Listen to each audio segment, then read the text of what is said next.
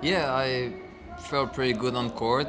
I actually had some good sensation yesterday already, and I was really disappointed to lose that match yesterday, but still I was feeling like I was playing well. So today I went back on court, and sensation was pretty good as well. So yeah, I'm happy with the way it went. I think that my opponent was not really comfortable with the format. He didn't really know how to uh, get the pace and how to play, but it was it was a little advantage for me. The format and he was not. It's a little bit of that. A little bit of that. I mean, he's been out of the tour for a while. Yeah. He's coming back from injury, so I know that he's not playing his best tennis at the moment, but he's still a good player. But I think that the timing is pretty good for me. Yeah. Uh, Actually, yeah, I'm really happy to be qualified for London. I was feeling way more comfortable here than I was in Mexico in the beginning of the year. So I feel like now I'm used to the conditions and I'm going to be able to play some good tennis in London. So I don't really have any players that I would prefer to play, but it's only gonna be some really good players. So anyway, it's gonna be fun. It's gonna be really competitive, and I'm gonna try to do my best to win one or two matches, and let's see.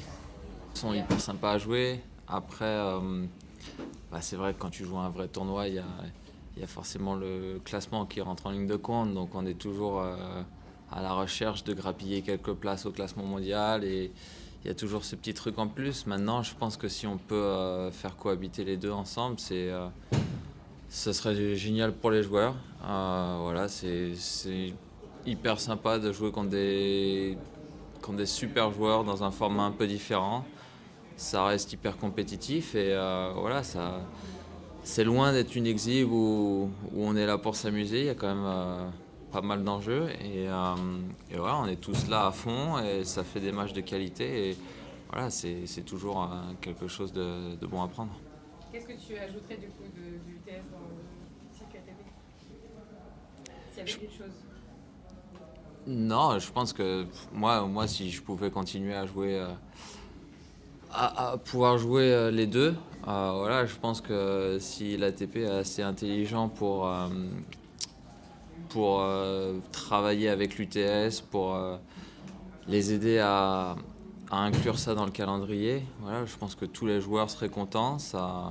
Voilà, ça rajoute quelque chose aussi pour les fans, voilà, qui découvrent un peu les joueurs sous un autre angle, dans un autre format qui est un peu plus sympa. Et je pense que pour le tennis, voilà, il y a tout à gagner à ce que les deux compétitions prennent place dans le calendrier. Voilà, il suffit de travailler intelligemment et je pense que tout le monde sera content et gagnant là-dedans.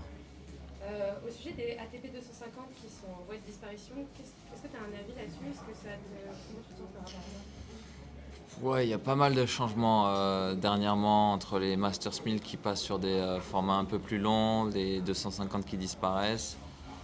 Voilà, moi j'ai un peu de mal à comprendre l'idée globale, mais voilà, je me suis pas trop penché là-dessus.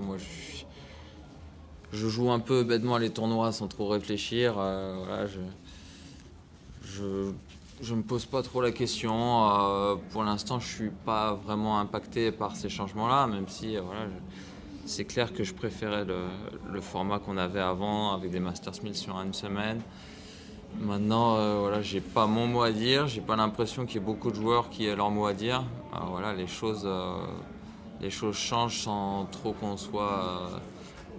qu'on ait la décision sur quoi que ce soit. Du coup, voilà, faut faire avec. On va pas non plus se mettre à râler de trop parce que voilà, on est quand même, comment dire, on est bien là où on est loin d'être à plaindre. Et voilà, faut pas cracher dans la soupe non plus. Faut prendre ce qu'il y a à prendre et voilà, il y a des changements, faut faire avec. Ok. Dernière question, au sujet des tournois un peu alternatifs comme l'UTS, mais on a aussi parlé du Kings Tam ou du Red Bull Bastille. Est-ce que tu penses que le tennis a besoin de ces tournois alternatifs pour attirer plus de monde? Ça peut attirer un public différent. Euh, je pense que je sais pas si le tennis a vraiment besoin de ça, mais en tout cas, ça fait pas du tout de mal au tennis. Ça peut que aller dans le bon sens.